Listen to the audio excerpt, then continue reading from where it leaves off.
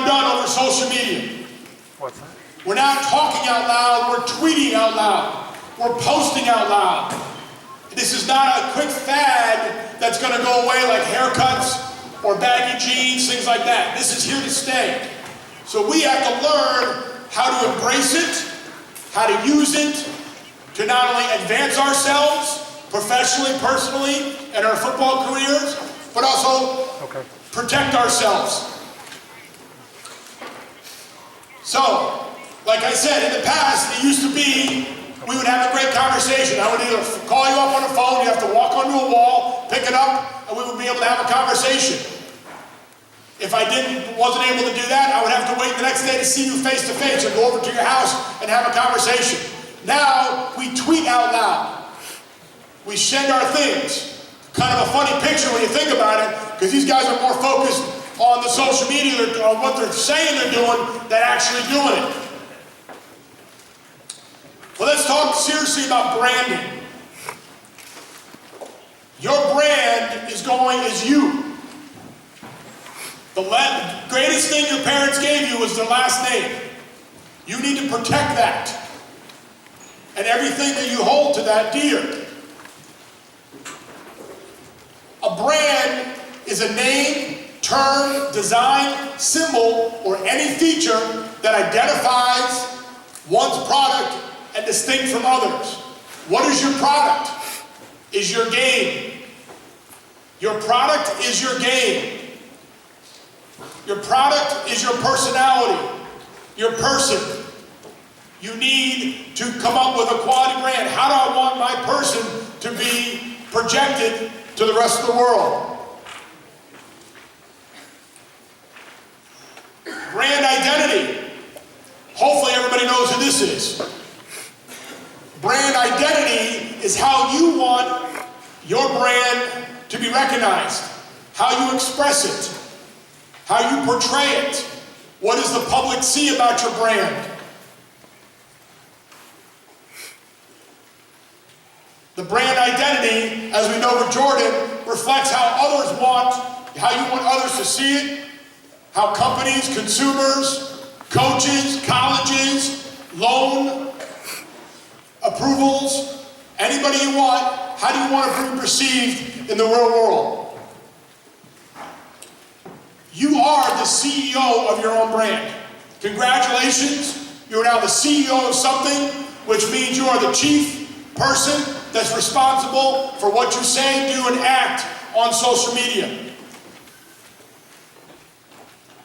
How you doing on Instagram, Vine, Snapchat, Twitter?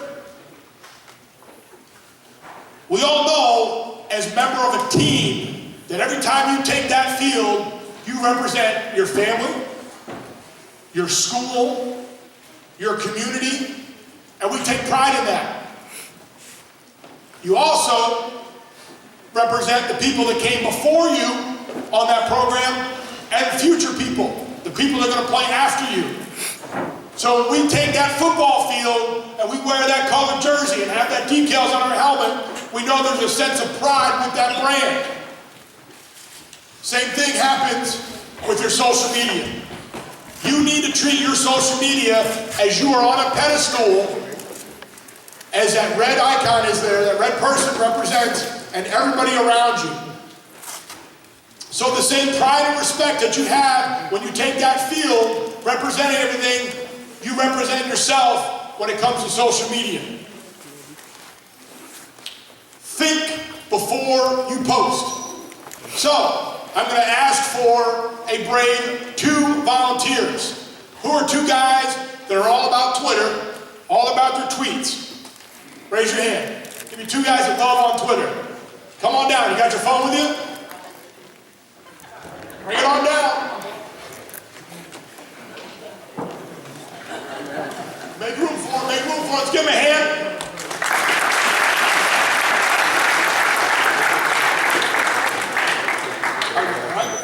Ready to read your last tweet? Yes, sir. All right. That's what I like to hear. All right. Let's go through that Twitter account. What do you got? Oh, you got to hide stuff now? I can just become a fan, follow you, and I'll see it.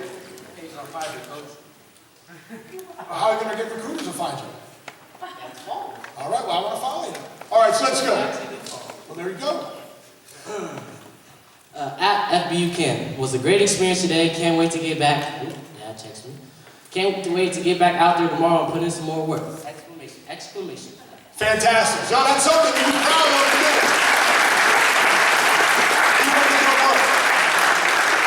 Anybody else? Think about that. If I pointed someone in the crowd right now and said, get down here and read your last tweet, would you be proud of it? Would it be something you would want to take the mic and tell everybody? Think about before you post. Is what I'm posting true? Is it helpful for somebody? Is it inspiring? I would put that post was inspiring. Is it necessary? And is it kind? So there's your acronym for think. So think before you press post. Think before you press send. The internet is written in pen, not pencil. Can't take it away. So it's imperative, if you're going to protect your brand, that you think about what you're about to post. Whether it's even just a private message back and forth to your friends. Because do I really trust that person? One, is it something that falls in those categories of think, and should I really be sending it to them? Anybody know what this building is? Anybody? Library of Congress, Washington, D.C. What does this building do? Collects all important written documents. Guess what it also holds? Every single one of your tweets. March of 2006. 2012, they're now documenting social media, and every tweet now gets cataloged in the Library of Congress as of March 2012. So think about that. Just because you delete it, it's not really deleted. So, if you go and want to delete your account, it still lives online. All it really means is that nobody can follow you anymore. But once you put it out there, you press send, it's out there, it's documented, it's in the Library of Congress, and people can find it, and it's got your name and your brand attached to it. Even if your tweets are private, and you use the security subs, it's still out there. People can find you, it's documented.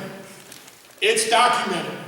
So I don't mean to scare you, but I really want you to think about what you're doing on your social media. So here's a great example of a high school basketball player back in March. Post this out, Patrick Welch. And the reason we do this, fellas, it's out there. If Patrick was sitting in this room right now, I'd call him out on it. Post on his Twitter account. Shout out to Portsmouth. You may have won the regular season, but we won the ship. 315, 525. Patrick Welch, you know what he won that year? MVP. You know what was taken away the next day? His MVP. Just because he posted this because they lost the game and went against a rivalry school. He won the league MVP, and it was stripped of him the next day because he put this tweet out. 12 things that I want you guys to be respected of. Why? Because everyone looks at you in your community, in your family. People are proud of your football accomplishments. Your parents are talking to other parents, friends, co-workers about you. You're the topic of the conversation in school. People are going to follow you because you can play ball. So it's important that you remember these 12 simple things. Number one, never post illegal activities. Even if you're at a party and that red cup has got apple juice in it. Be straight up with you fellas. Even if you're at a picnic, at a party, there's people behind you having a good time doing some things that you feel you shouldn't be doing, but you're sitting there with a red Solo cup, and inside is apple juice, orange juice, even if it's water. You can't tell that in that photo. It's just you holding a red cup at a place where other activities drinking might have taken place. So you could be completely innocent, having a good time, thinking posing for a photo, but you're given that illusion that what's in that red cup. Cyberbullying. There's enough out there and enough tragic stories across the United States of kids committing suicide in junior high and teenagers from bullying. A lot different when I and your parents were in school. It was simple. You saw that bully coming down the street, down the cafeteria, you was able to see it coming. Now on the internet, you can't see it coming. It gets worse and worse. Never trash your school, teachers, coaches, or parents. I don't want you on my team if you're trashing the coach, if you're trashing the other players. Who wants you to play for them? If you post objectionable content from school computers and networks. So if you got your free period in study hall and you're in the library and you start posting stuff and you have to log into that computer with your school account, guess who gets blamed for it? Or you post it, it comes from the school network. Post explicit photos, videos, song lyrics. I'm going to give you an example a little bit later about how that got guys in Florida State in trouble. So you may think it's a great song, and your favorite song, you were humming that song all day long, but if that's got objectionable lyrics in it, you can't post it because they think it's coming from you. Lie, cheat, or plagiarize. It's one thing to send a quote out, it's one thing to do something inspirational, but quote the person you're doing it. Get in a Twitter war with an opponent. That's just as bad as going to McDonald's, seeing your crosstown rival there, and getting in a jarring match right there in the McDonald's parking lot. That only will fester if it's done on social media. Threaten violence. Never want to do that in a post.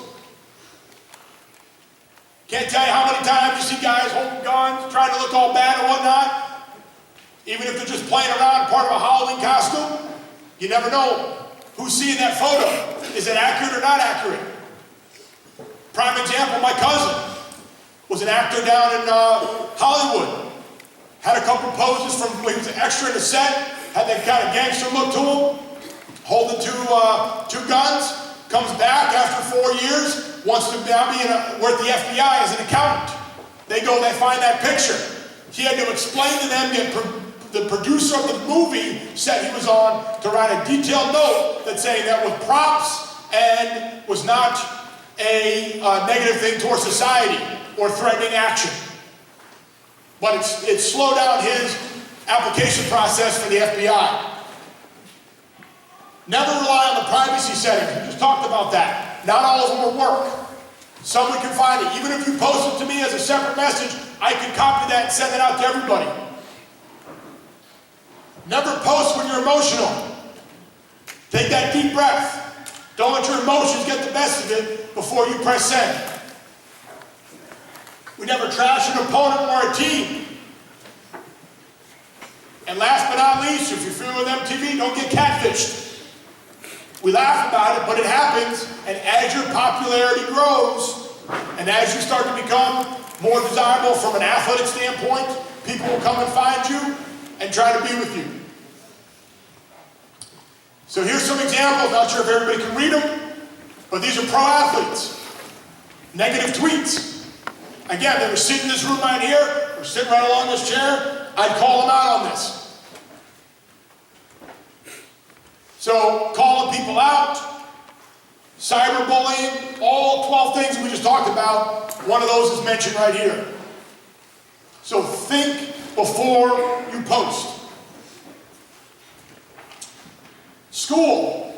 Come on guys, you can raise your hand. I know mom and dad are here with you, but we all get frustrated with school. We hate it, we're frustrated with it. All right, you can't post anything negative about school.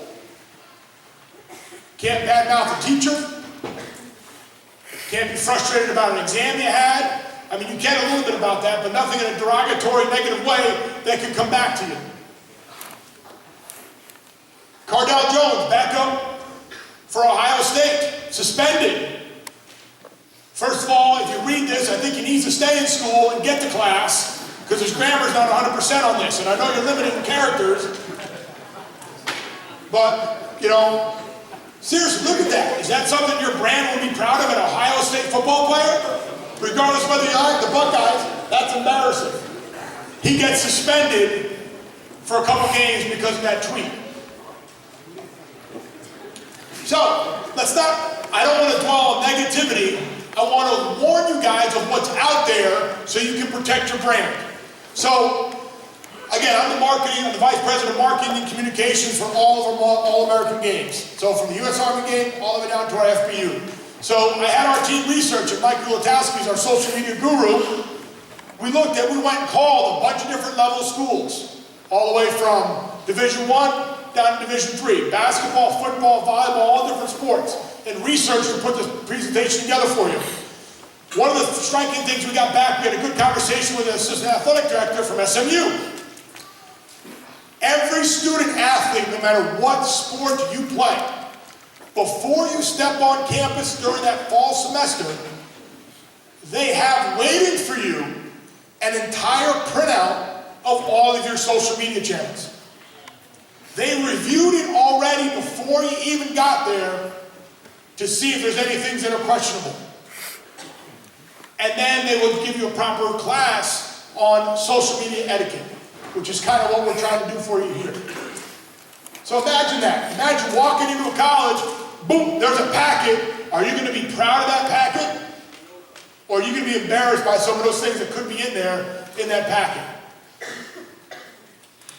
Probably one of the highest regarded academic schools. I know we're in Stanford country, but we're from the Northeast, so Harvard is one of those that are up there. What do they have right there? They have personal contact information. Next one down, above the academic information is your social media. What's your Facebook, Twitter handle, Instagram? It's important, guys. Schools are now looking at this. They're using social media to analyze your character and whether or not they're going to give you a $50,000 to $100,000 over a 4-year scholarship. So I mentioned earlier about our current reigning NCAA champions, Florida State. In doing our research, we found out that Jumbo Fisher, the head coach there, has disbanded Twitter during the season. It's not allowed. Why? Because a couple of the athletes, 2 of the athletes, were on Twitter putting rap lyrics, talked all about shooting and whatnot, and even though they were quoting the lyrics, they were posting it from their account, so it gave the impression it was their voice saying those words. I didn't know it was rap lyrics. Coach Fisher didn't know it was rap lyrics. The AD didn't know it was rap lyrics. So it went out there, caused a major red flag. Those guys got suspended, and Coach shut down Twitter for the entire season. So my point is even though it's something that's in your mind, and you may think it's innocent, what's the public's perception of it? So you go back and you think before you post. So I know we had a man come down here and read out his tweet. So here's what I want you to visualize. Social media is like you coming down to center court with this microphone, and I want you to pretend I just started to tweet when I sit here and say it to this entire room and this audience. Mom, Dad here, coach, teachers, my pastor, everybody that's sort of around me, do I really all want them to see this? Am I proud of what I'm about to say? Does it fall into those T-H-I-N-C-I-N-K, think acronym? Because that's what you should be looking at when you go to social media. It is a tool, not a toy. So, the NCAA, when you become a 9th grader, they consider you an eligible for college scholarships. So all those 8th graders going in to 9th grade next year, you are now eligible in the minds of the NCAA. They now monitor all Facebook and Twitter traffic. They will periodically peek in and monitor things. I know it's a lot of kids to monitor. A lot of kids won't really be affected when they get there, but I tell you what, if my goal is to play for a university under NAIA or NCAA, then they're the people that I'm going to have to be working with for the next 8 years. My 4 years in high school, making sure that I'm on track in the clearinghouse, all the recruiting, that my social media handles are clean, so that I can get that scholarship. And then once I get there, I have to abide by all the regulations of my university and the NCAA. So, guys, that's Big Brother for you if you're at your goal to play at the next level. Haters gonna hate. One of the things that really brought another attention to us of wanting to do a presentation like this is, forget about your brand for a second. It's all happened to us. We've been in the big game, dropped the ball, fumbled it, missed the tackle, didn't complete the pass, let the block go by us. And a crucial part of the play, we weren't perfect. Could have changed the outcome of the game. So now, back in the day, you would go to school the next day and you would kind of hear the chatter a little bit. Now, all the chatter is done silently by the guy sitting next to you on social media. Athletes now have to deal with a whole different psychological aspect of losing on a social media platform. So I was listening to ESPN, Sports Talk Radio, and they were talking about how extra psychologists are brought into athletic departments at Division I level for some of the basketball programs, because you would have thousands of fans following you on social media. You just weren't perfect on that one play, cost them the game, and now they're bad-mouthing you all over the place. So haters are going to hate, whether they're in your face or on social media. We need to give them a good stiff arm, protect our brand, and move on. So don't get into that battle war back and forth on what people are saying about you. You know the key people around you that support you in your football journey. Those are the people you care about. Anybody else following you, check them, block them, and give them a stiff arm. So let's get back to our brand. How can you guys start building a brand and protecting it? So first and foremost is, how many of you guys own your own name as a domain name? Meaning that www.joebuffard.com, coachbuffard.com, coachbooth.com.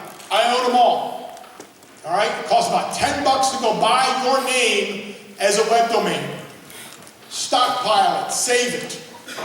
You don't want to get famous and have to pay somebody who is smart enough to do it as you're an upcoming player, and now your agent so to have your own website, to do a charity, to run a camp, so forth, all right, owns it.